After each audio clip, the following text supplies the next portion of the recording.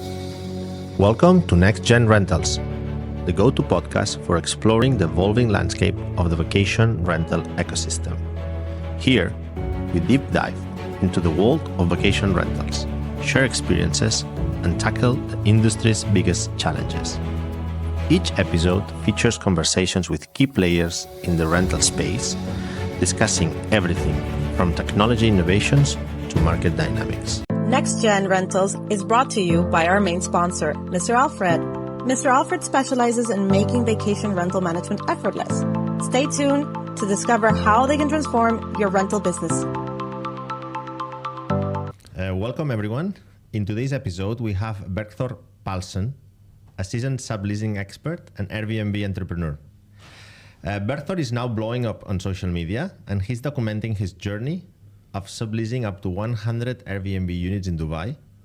And if I'm not wrong, now you're at 14 units. Yeah. Okay, so welcome to the show. Thank you so much. Thank you. So let's start. Why all these? Who's Bergthor? Why Dubai? Explain us a little bit your journey till here. Yeah. So I'm from Iceland, and I was subleasing apartments in Iceland and buying apartments in Iceland, putting them on Airbnb, and I really saw wow, I can make a lot of money doing this. So I just put all my time and effort into that and got a lot better. And then I kind of realized that, if I want to get as big as I want to get, I have to get out of Iceland, because Iceland is very small. So I looked at America, Dubai, UK, and somehow ended up here in Dubai. And now I'm just growing my thing here up to 14 apartments and trying to get to 100. Amazing. So when did you come to Dubai? I came July last year. Oh, wow. So I've only been here 8 months or something like that. So how do you find it? I love it. Yeah, I love it. I mean, compared to Iceland, maybe the weather is the main change? Yeah. I mean, the main change, so obviously the weather, but the main change is just to get away from your hometown, and being around people that are everybody's so much driven here. Everybody is an entrepreneur. Everybody's trying to get somewhere. And that's the main difference. Just being around new people, getting away from everybody that you've known the whole time or your whole life.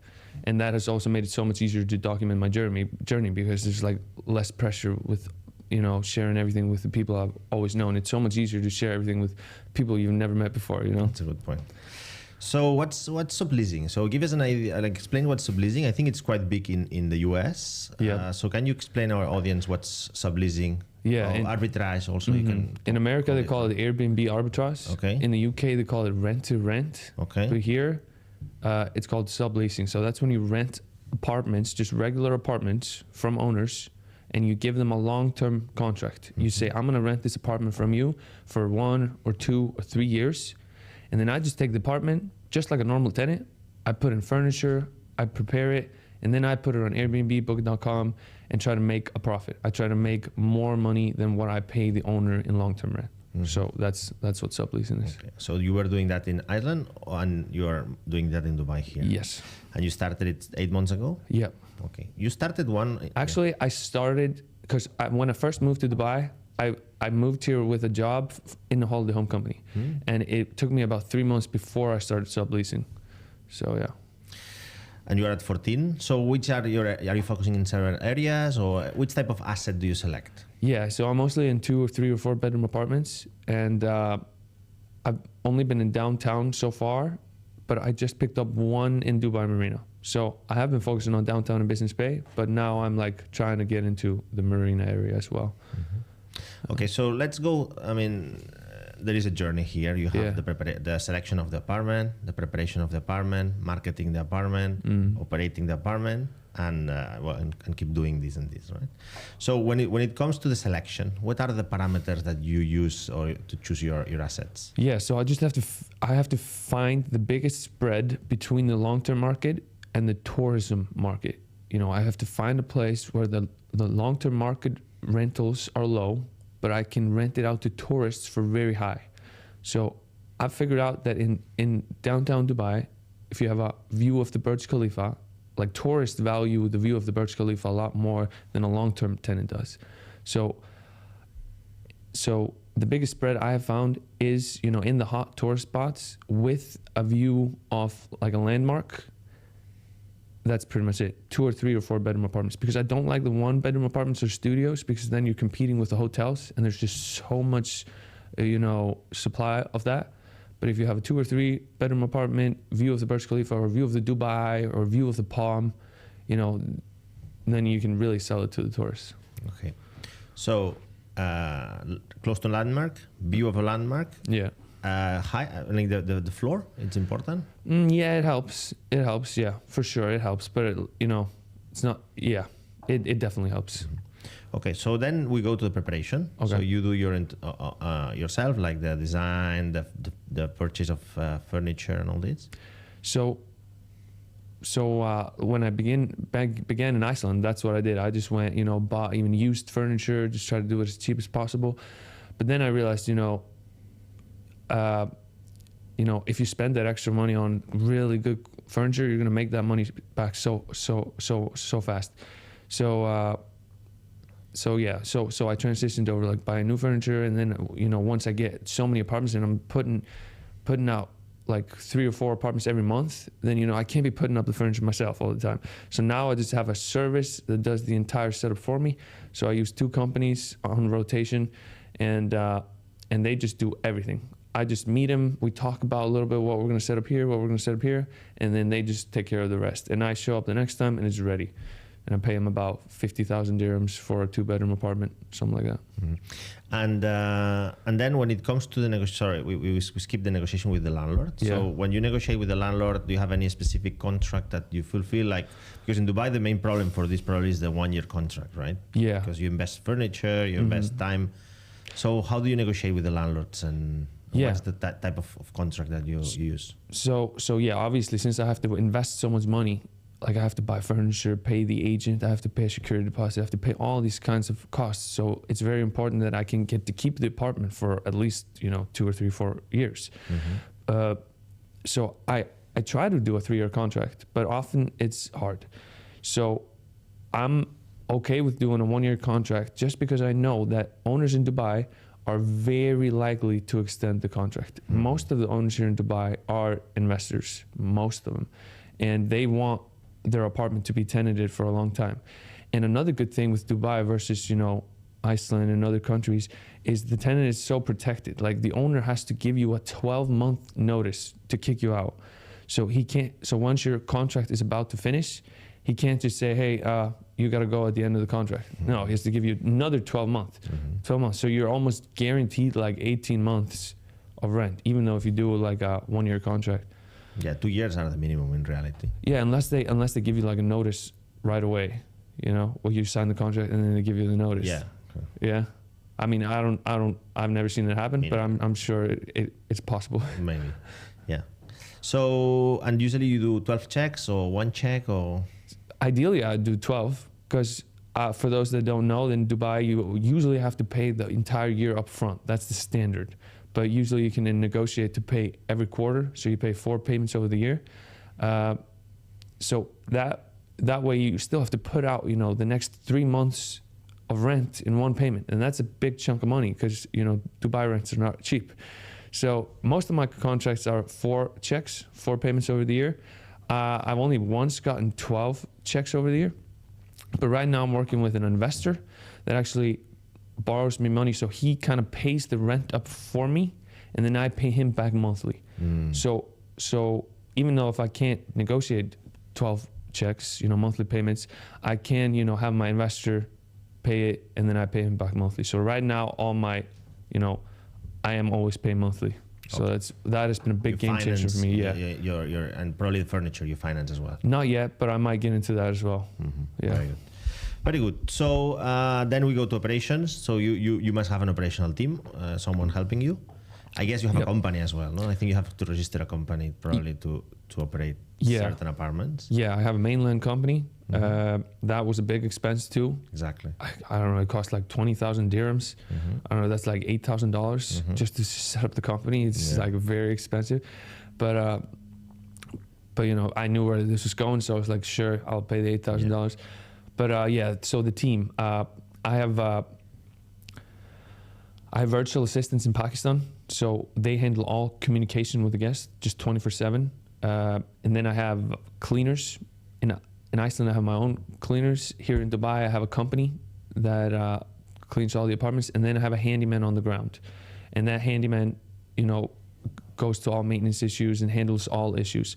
And all these people are in a WhatsApp group, and then I mute the group, so I let them just run it, you know, and only if there's a major issue, you know, then they tag me, so I'll take a look at what's going on. But this is so important to try to get out of the actual operations, because if you're, you know, replying to the guests, if you're worrying about this, or stressing about that, you know, it's just gonna take up all your time. So you just have to trust your team to do it, and, you know, just look at the reviews, look at this, you know, and try to have them improve. You know? But do you have check-in agents, or you do everything self-check-in? Everything's self-check-in. In the buildings, some buildings in Dubai, you're not allowed to do self-check-in, but right now, all my apartments are self-check-in, and that means that, like, there's just a lockbox on the wall, or there's like a smart code where guests just get a code and they can check them themselves without somebody meeting them there. Okay, very good.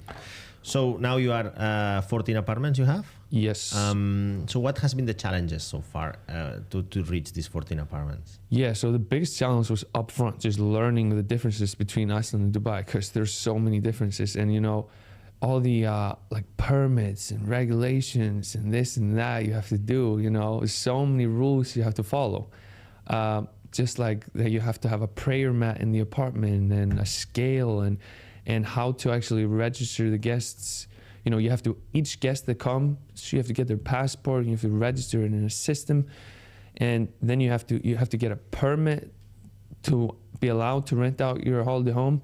And, you know, you have to register the right documents, and, you know, it's a puzzle, like, especially when you come here new, you've never been here before, it's very hard to learn all of this, and that was definitely the biggest struggle. But now, you know, there's always been different bottlenecks. At one point, it was like actual finance to grow, but since I got the investor and I sold one of my apartments in Iceland, now that's a lot easier. Now the bottleneck is just finding good deals that make sense, because rents have been rising a little bit. So now it's kind of hard to find the good deals. So right now, that is my biggest challenge. But I'm hoping that, you know, as we get closer to the summer, it's going to get a little easier to negotiate with the landlords. What do you think about that? Yes, it's true. Yeah, I hope so. Yeah, in summer the deals are better. Yeah. Also, hopefully the market will slow down a little bit. Yeah. In rents. But yeah, that's for me one of the main challenges of the rent-to-rent model. No. Yeah. High rents. High rents. Yeah, and have been going up. And they have been going up. So actually, that's what my next question. So how do you see the market? Are you analyzing the market in a 12-month basis, or are you planning to expand to other areas, or what's your outlook? Like, how do you plan to reach 100, and in how long?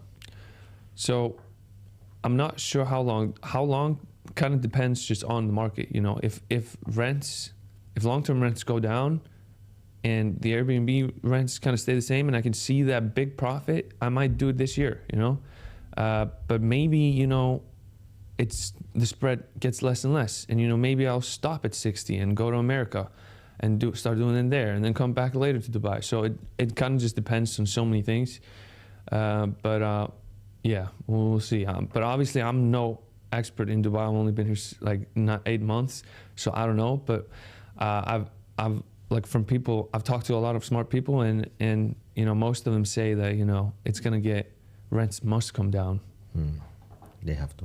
Yeah. But also there has been a lot of pressure in demand in terms of supply, and in the demand side of the Airbnb and the short-term rentals. I mean, in Dubai in the last 3 years, we have seen like 300% increase in the number of apartments. Yeah. Mainly driven by individuals. Yeah. We have around 15,000 apartments managed by individuals. So have you seen any pressure in prices, in occupancy? I mean, I know 6 months is not enough to draw a trend. Actually, you started in high season only, probably. So you haven't managed any unit during summer in Dubai? So I moved to Dubai in the summer, obviously, and I had a job with a holiday home company. Yeah. And they had 20 apartments. They're mostly a real estate agency, but they do that on the side. So I came and started working with them, got here in July. Everything was vacant. There was not a single booking for the last 2 months or the next 2 months into the future. And I'm like, what is going on here?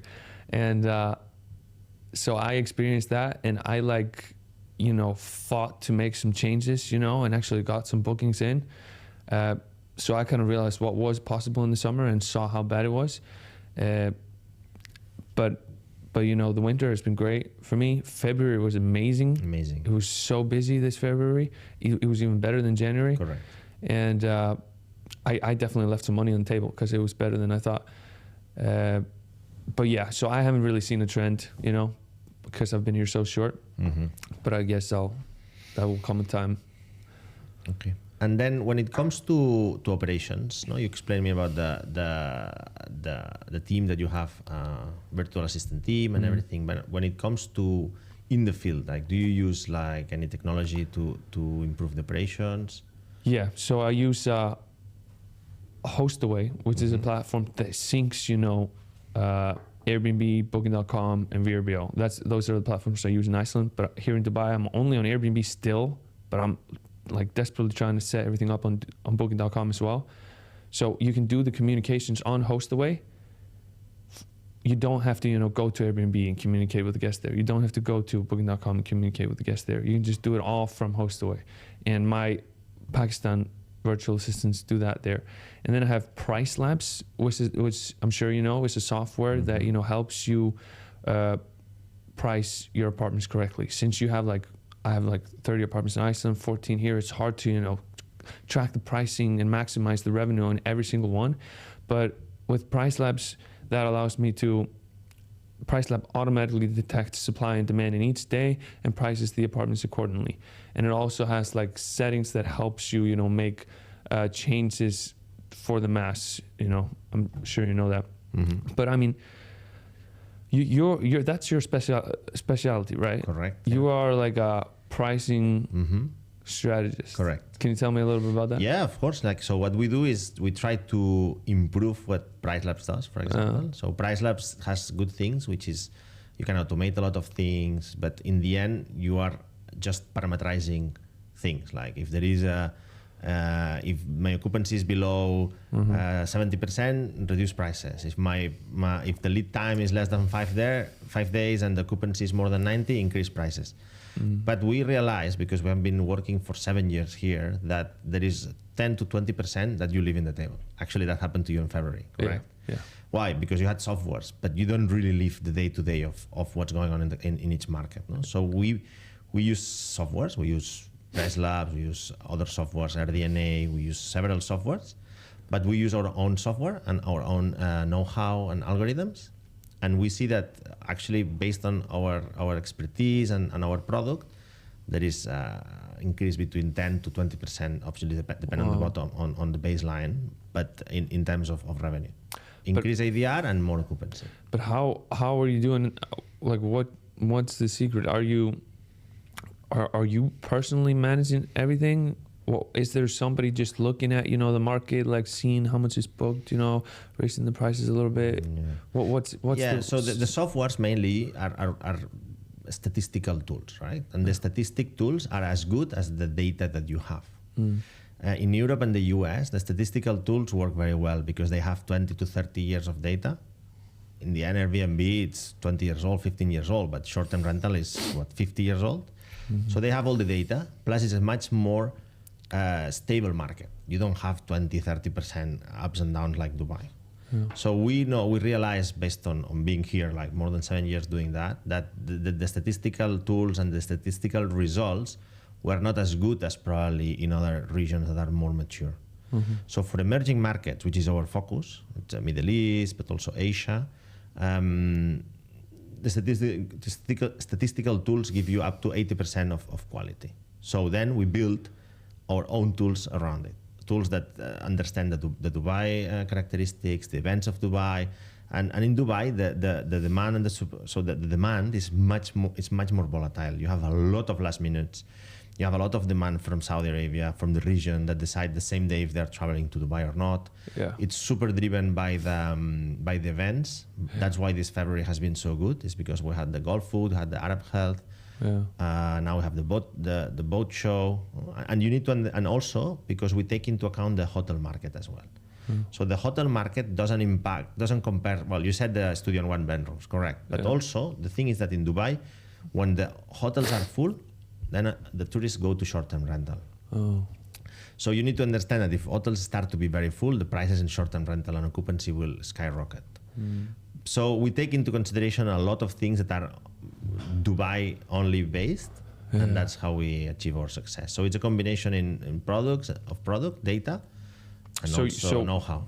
So when you see that there's a couple of events stacking up, then you just go manually and increase 5%, or is it? Yeah, but in the end, since we manage more than 1,000 apartments, it's manual, but not one by one. Of course, yeah. So we are much more flexible in the parameterization. Yeah.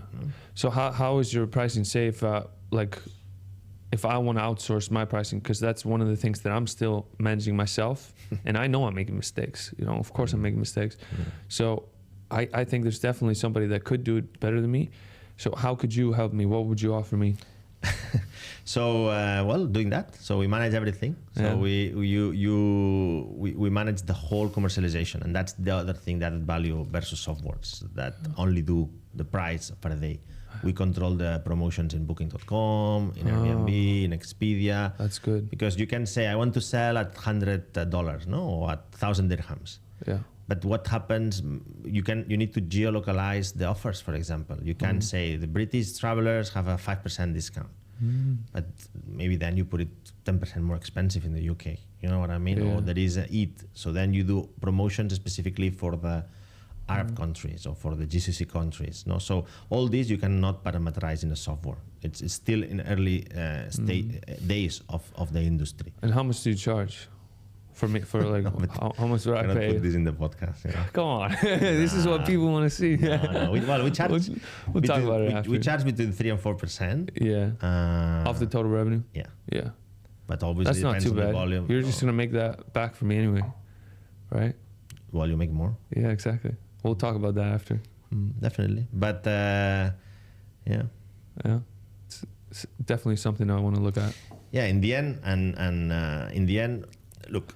Now going back to what more like generic things. Yeah. So in the end, what we realize in Mr. Alfred is that to be successful in commercialization, because pricing is only one pillar of getting good revenue. Reviews is very important as well. Yeah. And sometimes we don't understand the relationship between reviews and pricing or the asset. No? You said it. I have Burj Khalifa view.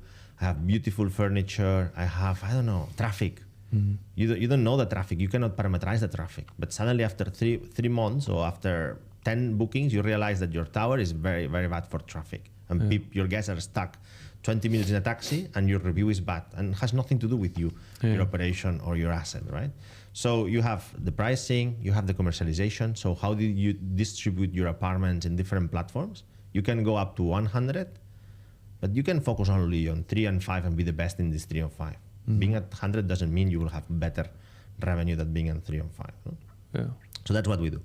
And we realized that by doing that, you need a multifunctional and multi-skilled team. You need someone good at marketing, you need someone good at data analysis, you need someone good at communicating with the platforms, Booking.com, Airbnb. They're not easy. You need to go talk to them a lot, customer service, phone calls and everything. So we have that. So we have people that are experts in all these fields, plus we have data specific of Dubai, plus we have the know-how of many years. No? And that's what we do. We provide better bookings to our clients that they cannot afford a team of 3 to 4 people. Yeah. Whereas for us, we're experts and we have everything much more, like we have a lot of software, a lot of automation, and it allows us to do it in a better price. So as you said, our fee is almost free because you increase the revenue, therefore. But do you, so I understand your pricing strategy a little bit better. Do you mostly get booked last minute? Or are you aiming to get some bookings into the future as well? It depends. So it depends on the type of asset. If you're talking about a very premium asset in a very premium area, we know, because we have done this 7 years, that this will get booked regardless. So why lowering the prices 2 months before or 1 month before? So are you going to have a last minute booking there? Probably. A villa in the Palm? No, you cannot have last minute bookings because people who stay in a villa book 3 months in advance. You're not going to move family, pay $100,000 to stay 10 days, 2 days before arrival. Yeah. But a 2-bedroom in downtown, yes, because maybe, I don't know, you are in Saudi, you decide to come to Dubai and you want a 2-bedroom. Yeah. And you're comparing with a hotel actually, two hotel rooms versus an apartment in Airbnb. So the type of assets, the type of quality, the type of area, Arjan, JLT, maybe it's more corporate travelers or people coming here 2 months. So then you need to book more in advance. So that's what we add to softwares, the know-how and the understanding of the market, right? Good That this there is a lot of artificial intelligence, Yeah. but it still hasn't reached there. Makes sense, yeah. Very interesting. Yeah. Let's take a moment to thank Mr. Alfred, our sponsor. They're not just a property management system. They're a comprehensive solution for vacation rentals, offering everything from dynamic pricing to efficient marketing. Their intuitive platform simplifies operations so you can focus on growth. Excitingly, Mr. Alfred now offers a free light version, including a channel manager with connections to over 60 OTAs. To learn more and to start streamlining your rental business, visit mralfred.com today. So we want to talk about technology. We discussed about technology a little bit. We hope to, I hope we can convince you that our technology is much better than the one that you're using, but we will discuss that. So I've seen in your social media that you talk about numbers a lot. Yeah. So I don't know if you know them by heart or anything, but I've seen impressive profits. November, December, January, north of $20,000 per month. So, a lot of our audience are going to be interested, like, shall I do this rent-to-rent, arbitrage, subleasing? So how do you get these amazing profits? Because we're talking about, what, $2,000 per apartment? Per month, yeah. Per month? Yeah, that's my average throughout the whole year goal. So obviously now in the high season it's a little more, and in the summer I'm just going to be breaking even. So you're asking, like, how do I get these great numbers? Correct. I think it's just, most of the Airbnbs that I see in Dubai, I feel like are not maximizing the revenue. Like almost all of them, like they have too few photos. They have not the best photos. They, don't have a sleeping sofa. They don't have this. They don't have a good description. Like everything can be better. And I think it's just for me to maximize everything, just do everything perfect, pick the right towers, pick the right this, and just that's how I do it. And I feel like most of the Airbnbs here in Dubai are managed by companies that are managing hundreds of apartments. Either that, or it's just a mom and pop that manage one or two. And both of those people are going to do a lot of mistakes. If you're a mom and pop and you just have 1 and 2 apartments, you're going to be like a kind of a beginner, you're going to make a lot of mistakes. But if you're a company that, has 100, 200, 300 apartments, you're not going to be able to pour your heart and soul into every single unit like I am, I'm just obsessing over each one of my units, 24/7. But these guys, they can't do that. And they don't have the motivation to do it either, just because they just make 15% or 20% of the total revenue. And if it's going to make, extra 5% or, it's not that important for them. They won't spend the extra 20 hours to make that extra 5%. So I feel like that's why my Airbnbs are making more than 95% of Airbnbs in the Dubai market. And what you're saying is totally true, and I agree. But then, kind of to challenge this hypothesis, how are you going to scale to 100, keeping that soul in each apartment? Definitely a good point. And I think that's going to be my biggest challenge for sure. And it's going to come down to just trying to outsource one part at a time and try to, maintain that quality doing that. And that's why I'm like, for a long time, I've been toying with the idea of managing apartments for other people. I don't know if you've seen it on my Instagram. And that means I would say you own an apartment or your uncle owned an apartment. And I say, yeah, I'll manage it for you. I'll give you 80% of the revenue and I'll take 20. And that's what most people do. Most companies do here. But if I would do that and expand, I think that would really, hurt the quality of my units. So right now I'm thinking not to do it. Just focus on my subleasing. Mm-hmm. Very good, because these numbers include cost of opportunity, everything, license, admin team. I don't know if you have a salary. Yeah, so that's a good point, and this is people have been telling me I'm doing this wrong, and yeah, they're not wrong, because the numbers that I'm posting on my Instagram do not include the initial investment.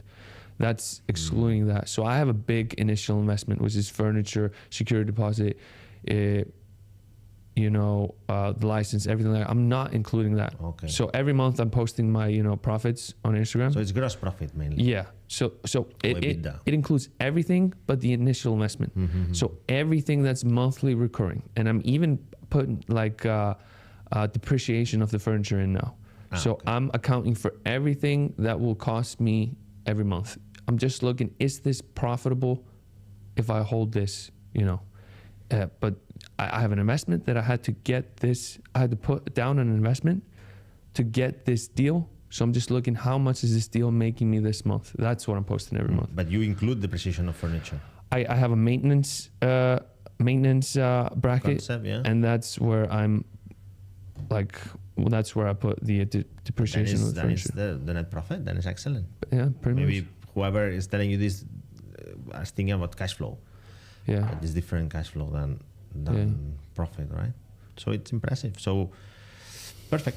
So very good. So look, are you also planning or aspiring to motivate people to do that as well? Or what's your other, or what other goals you have as a vision? Yeah. So you mean like selling courses or coaching or stuff like that? No, just ambition. Or, Yeah. I mean, if you are planning to do that, I mean, feel free to share. But Yeah. also in personal ambitions and vision, like I want people to do that as well. I mean, I want to have a legacy. I want to have a name, a brand. What's your ambition also besides having your business? Yeah, so I started documenting my journey just, to create a brand for myself, just to be more credible, to be able to connect with people, go on podcasts, and it has helped me in a lot of ways. Also just to get, deals with the furniture company, get, free photos because I tag them and, all kinds of stuff like that. And who knows what it's going to help me with in the future if I just keep documenting and keep growing. But my ambition, I think, honestly, my ambition is at some point to get out of subleasing, because I think subleasing is great, but it's not like a long-term, like next level wealth generator. So I think at some point, maybe after I reach my 100 apartments, I'm going to transition over into buying apartments, and not necessarily in Dubai. I want to get into like America as well. And in Iceland, I've been doing a lot of creative finance. I don't know if you know about that, but so in Iceland, I own 7 apartments there, and I bought them all with creative finance. That means I get a mortgage from the bank, maybe 70%, and then I get the seller to let me, I borrow the remaining 30% from the seller. So I get to pay him the 30% maybe in 5 years or something like that. So that way I bought the apartment without putting out any of my own money, except for like some cost. And this is not really possible in Dubai, but this is very common in America. So I kind of want to, at some point, maybe next year, go into America, do a little subleasing there, and start buying apartments there. Start buying really good Airbnb apartments with some creative finance. So subleasing in Dubai is really, I see it like just as the first step in my journey, but then I'm going to transition over into something else. And that's why I'm also like, people ask me like, why are you documenting everything and bringing in a bunch of competition for yourself, And yeah, that's true. Like I'm documenting everything, every single thing. And I see like Airbnb listings just copying my descriptions. Really? Copying everything, So it's fine. But like, obviously I'm hurting myself because it's more competition and I might make, a less, 10% less or something. But, I'm not going to be subleasing forever. And, just imagine if I document my journey for the next 20 years and I'm going to go into something else, it's going to be so much more valuable than, the audience that I'm going to create than the 10, 20%, less money that I made in the first 2 years. Yeah, and also in reality, if you have, let's say, 100 apartments, there are 25,000 in Dubai. So yeah. I don't think anyone can hurt you because they copy your description. Yeah, so don't worry for that. True. That's also a good point. Like you always think that you're bringing in competition, but the market is so big, you're probably not even making a dent. And actually, the competition is good. If you look, we started in Dubai operating apartments, and there was 3,500. And now there's how many? 11,000? 27,000. 27. So on one hand, I always think why I don't have the 25,000. I don't manage the 25,000 that has been created, or the 20,000 more than has been created. Yeah. Because it was so initial at the beginning. But also, And the competition is good, and we have a very good relationship with the competitors. We exchange best practices, because in the end, what I try to say is that if there are 25,000 more apartments and still February closes at 95% of occupancy rate, that means that the supply is helping bring in demand. So if there are someone that copies your 100 apartments and there are 300 apartments same as you, more people will convert to short-term rental. So maybe next month you will have more demand for you as well. So good competition is always good. What it's bad is the bad competition, but not because of the competition itself. It's because it gives bad image of the industry, and it doesn't allow the people to come back to short-term rental. So as an industry, we need to increase them. That's what we're trying to do in the Next Gen Rentals podcast, and also in the event that we're doing, is we're trying to increase the quality, bring in best practices, share know-how to improve the industry. Yeah, I've never heard that before. It's very, very smart. So so when it comes to social media then, which because a lot of people love social media, a lot of people want to grow their audience, as you're saying, create a personal brand. So which tips for success could you share about what you've done? Yeah, so obviously, like, I've done this not for a long time, but I've you know, I was just listening to a bunch of people in America before I started, like Ryan Pineda, you know, Grant Cardone, you know, Pat David, a bunch of other people, and they all just preach a couple of things. And the biggest thing is just like, don't try to like create the brand. No, create content, just be the content. Just whatever you're doing, just record it, you know? So I think that has been the biggest thing for me, just not trying to do some crazy content, just whatever I'm doing, record it and post it. And the second thing that's helped me a lot is just, you know, don't try to like invent the wheel kind of thing. Just see what works for other people. Like, just go on Instagram, see what videos are going viral, and just copy the style of it, but make it your own, you know? And it's all about, you know, creating these hooks and, you know, trying to make people stay on your video for a long time, whether that's like putting like a catchy, you know, text and then having a description where people look at forever. So that way they're spending a lot of time on your post, and the algorithm is going to pick that up and show it to more people. So yeah, so maybe that's the two things. And you are in Instagram, TikTok you use? Yeah, I'm trying to do everything, yeah. So how are you in TikTok? Because honestly, personally, I don't know anything about TikTok. Yeah, I mean, TikTok is not working as well. No, but I just post everything. I post on Instagram, on TikTok as well. Yeah, but TikTok for real estate, I think it works a little bit, but for short-term rentals, I haven't heard a lot of success. For some reason, it's not hitting as much as Instagram. Maybe it's like more mature audience on Instagram than on TikTok.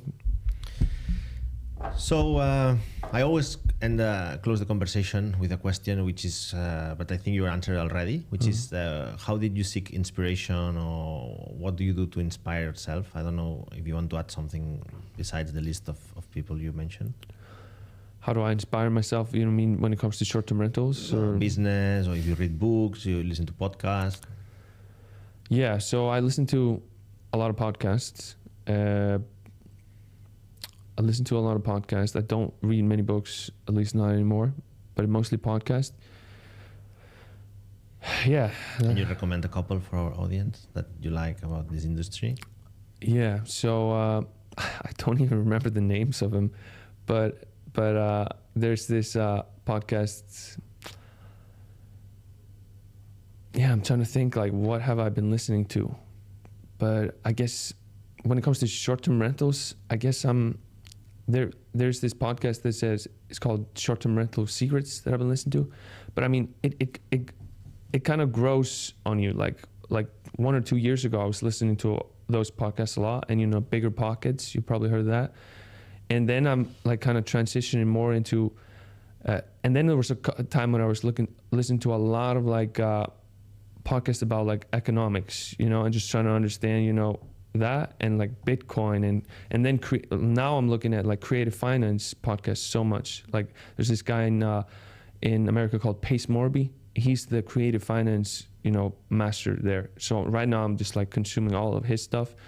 And then, you know, there's this guy called Ryan Pineda, and he just has so many different guests on about everything, not just real estate, but just about everything. And I guess I just kind of listened to a podcast like that, not just about short-term rentals, just any kind of thing. Yeah. Okay. Well, we'll put the description in the links to the description of the video. Yeah, of this sure. podcast, so that our audience can also Sure. look it up. Okay. So thank you very much for the time today. Yeah, It has been an amazing conversation. I hope you enjoyed it. Yeah. I'd love to ask you some questions if you have time. Feel free. So tell me a little bit more about your business. Do you have short-term rentals yourself? Yes. How many do you have? 170 units. Dang. And when did you start? Are these subleasing units? No. Or? So we have a company called High Guests Okay. that we started 7 years ago here in Dubai. Yeah. Management company. Uh-huh. We have 170 units today. So you're managing premium. apartments for other people? Yes. Okay. We did rent to rent before COVID, and it didn't work out. Yeah. But it was a different model than yours. It was more corporate and big deals and different. Okay. And so these are apartments just all over the place? It's not just... Well, in premium areas. We do areas. Marina downtown. You don't do JBR and stuff like that? JBR, yeah. You do that as well? Yeah. And when did you start acquiring all these apartments? 7 years ago. 7 years ago. Okay. And where are you from originally? Spain. Spain? Why did you move to Dubai? To work in Dubai for... Did you do short-term rentals in Spain before? And how did you get into the industry? Yeah, so I have a hospitality family. I have restaurants and hotels back home. So I always like hospitality. And we just, with a good friend of mine, Mickey, here in Dubai, we just decided to launch a company. Okay. So I'm super interested in the revenue management as well. So your company is managing apartments for people. So that's probably at like a 15 or 20% commission, right? And then you have a separate product, which is where you manage revenue for other people for like 3 to 4% of the revenue. And you have like 1,000 apartments there, all in Dubai? No, we have other countries. Other countries as well. And are these hotels or is it Only holiday homes. only companies. Airbnb apartments? Yeah, that's super interesting. But these are separate companies. So Yeah. I'm the owner of plus other investors of the companies. But one company is operational company and the other is a software company. So completely different. Okay. Different teams in Spain, in Lebanon. So we have. So when you moved to Dubai, did you immediately go into management or? No. I was a consultant, a management consultant. Yeah. I worked here 5 years as a management consultant in Saudi, in UAE, and then I just started up a company. And what was the challenge because I feel like if you come to Dubai and you want to start managing apartments for other people, it's very hard to convince them to give you their property. How did you overcome that? Today because there is a lot of competition. But when we started, we were like maybe 10 to 15 companies.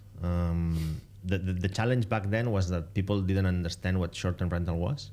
Airbnb was not known here, actually. No one knew about Airbnb. Yeah. So the challenge was more to educate the market in terms of increased returns in short-term rental.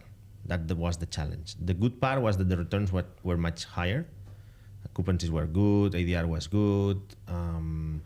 But it was about people didn't know, so landlords didn't know what short-term rental was. So they were a bit hesitant to do the short-term rental itself. Now the challenge is to get the apartment for your company as opposed to a competitor where they will probably cut prices and do a bad service.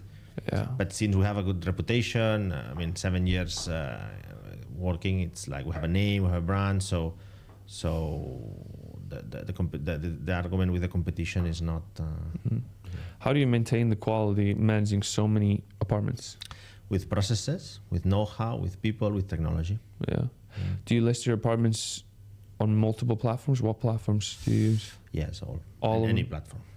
Like Expedia, VRBO, you're on all of them? Any. Ostrobok, C-Trip. Yeah. Because for me, I feel like, so obviously I want to be on Airbnb and Book.com. These are the biggest platforms, right? Yeah. And I want to get, direct bookings as well. You do that as well? Yeah. But I feel like if you go on VRBO, Expedia, and all these other platforms, maybe you can increase your revenue by another 1% or something like that. But the amount of work that's going to bring, and the headache, and you know, the extra, it's almost not worth it. And also, it's just going to take away from your reviews that you get on your main platform. So I'm like, why would I go through all that headache, and I'm not even sure it's going to help at all? Correct. So my advice to our clients in Mr. Alfred is to focus on 3 to 5 OTAs, online travel agencies, exactly for this. No? First of all, to keep the quality of the profiles, of the descriptions, of the titles, of the pictures. Work a lot on promotions, in offers, in pricing, and then not to dilute the reviews. No? So it's better to have 3 OTAs with more than 10 reviews than 20 with 2 each. Yeah, 100%. Makes sense. On the other hand, so if you manage 1, 2, I would say up to 5 units, maybe with Airbnb only you can survive. Because as you said, you put the soul, you focus a lot. Maybe you check it 10 times a day, right? But when you start having more than 5, it's smart to partner with a software provider. With Mr. Alfred, it's excellent because we manage the whole commercialization, and not only the pricing, but also in which OTAs to be, how to manage the connection with the OTAs, with the channels and everything. And then yes, look into Booking.com and Expedia. These are the top 3 that I would be in. And as you grow probably past 100, past 150 units, then you can look at others like the Russian OTA, which is Ostrovok, Ctrip, which is Chinese, and maybe expand a little bit, focus if you have villas, so focus on villas. Depends also on the nationality of your guests. If they come from Europe, you want to look at European OTAs, mainly America, so Expedia, it's more American. So it depends. You need to, and here is where the expertise in revenue management comes into place. It's not only putting a price, it's the 360 revenue management aspect of it. Okay. So how did you think, so I want to understand the revenue management part a little better, because I've never talked to anybody that has that specific offering. So maybe the first question is like, are you managing, do you have like super big clients? Do you manage revenue for somebody that has like 50 units? And you also manage revenue for people that just have 1 unit? Yes. Yeah? Mm-hmm. And okay, say you would manage my revenue. Would you do that through Price Labs, or would you do that? No, so Mr. Alfred has our own revenue management tool. Okay. What we do is we look at a lot of inputs. So we look at the input of Price Labs, but on a generic perspective, like in areas like Marina, downtown, depends on where you would have the apartments.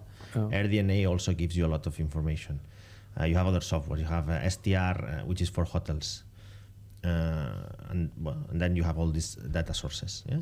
And then we have our own software of pricing. So we kind of put into the cocktail maker all this data, and we come up with the pricing. Once we have the pricing, then we distribute this pricing. All this is done with our software in Mr. Alfred. So in the technology, you distribute this pricing to different OTAs. And then you go to the OTA and you add the next layer, promotions, as I was saying, geo-located promotions, like for example, specific countries have a different pricing, or then you negotiate, you discuss with the teams of Expedia, Booking.com that have this service being added at, Genius programs, or now add a taxi free pickup because then you will be in the email for the next month. So there is a lot of elements that goes beyond pure pricing, which is the full revenue management service or system. Yeah, I have yet to get into all these promotions thing. You feel like this is going to lift your revenue up? Yeah, but yes, it does, but it also depends on the number of apartments. Oh. So the more critical mass you have, since we're managing around 1,000 apartments, then you can cluster apartments. You can analyze data in terms of areas. You can say, okay, JBR, but I don't know, maybe 2 buildings of JBR, how are they working? No, because then you normalize the data. You have data from a lot of sources. No, so the key is to have a lot of data. 14 apartments, 20 apartments, 30 apartments, 50 apartments. It's not a lot of data. Yeah. It's not a lot of data. So you can do, you can make decisions based on the data that you have that are these 30 apartments, but then you miss the global data, and then access to softwares that maybe are too expensive for someone managing 14, 20 apartments, no? Because in the end, if you can pay maybe one software, Yeah. but we can pay 15 softwares. Oh yeah. Because that's what our added value is: paying different softwares, using different tools, using our own tool, and all this. What do you think is like the best software, other than the big two that we mentioned? Mr. Alfred. That's your software. Okay. What about like some softwares that people can use? Like I could use some. Look, other so there are big softwares that are global. Yeah. These softwares are focused in the US and Europe. Why? Because they are fighting for that market. Okay. Dubai is very small for them. Mr. Alfred is focused on Dubai. We have the integration with Keyless, with DTCM. We have a customer service team here. So that's why we're signing 2-3 companies a week, because we are Dubai based and this. No? So also the customer service aspect of it is very important, because what if tomorrow you have a problem with your software? You're going to be the 1,155,000 person in the line for solving your issue, correct? Yeah. Well, so sometimes choosing not the top 2 that are fighting in the US is the best decision if you are also an entrepreneur, a startup starting, right? Yeah. So sometimes choosing a software that is in the same stage as you in the developing of your business is smarter, in my opinion. So yes, there are, and also they have the tools for taxes for the US, but none of the other softwares in the industry are customized for Dubai. Mr. Alfred is, we are. So you that's feel like Price Lab is leaving a lot of money on the table? A little bit, yeah. Yeah. What do you, where do you see, what's the split of bookings coming in from Airbnb, Booking.com, and direct bookings? Do you get like 50% from Airbnb, 30% booking? So it depends a lot about the asset type. No, if you are in premium, big apartments, premium locations, Booking.com has more than Airbnb. Okay. Because it's more regional demand. So the GCC is Booking.com mainly. Okay. Europe and US is more Airbnb. So depends on the area, depends on the type of asset. But I would say Airbnb and Booking.com are even, 35. And then the remaining 30 are other OTAs. And then direct depends a lot on the brand of your company.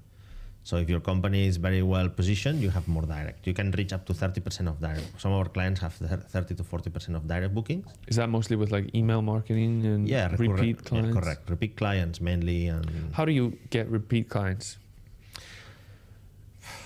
That's the key question, right? Everyone wants to know. So I would say first having good apartments and having a good service. That's the first 2. If you don't have this, you will not get repeat clients. And then you need to have a good system, a good CRM, a good email marketing campaigns, and a good team that convert them. Yeah. Good systems mainly. Yeah, I'm interested in like, this is the last question. Because I still have to get into direct bookings as well. So how do you collect the guest's email, and then how do you retarget them? How does? Well, that's part of the marketing team, no? So in Mr. Alfred, we have all the CRM with the guest information. We are now launching this integration with Dubai Tourism that will have a check-in form and everything. You will collect their own email, because the problem with the OTA is that they always use their email. Okay. And then it's a matter of automatizing email marketing. Yeah. But I would say that the main part is having a good service, having good assets, good product that you have probably, and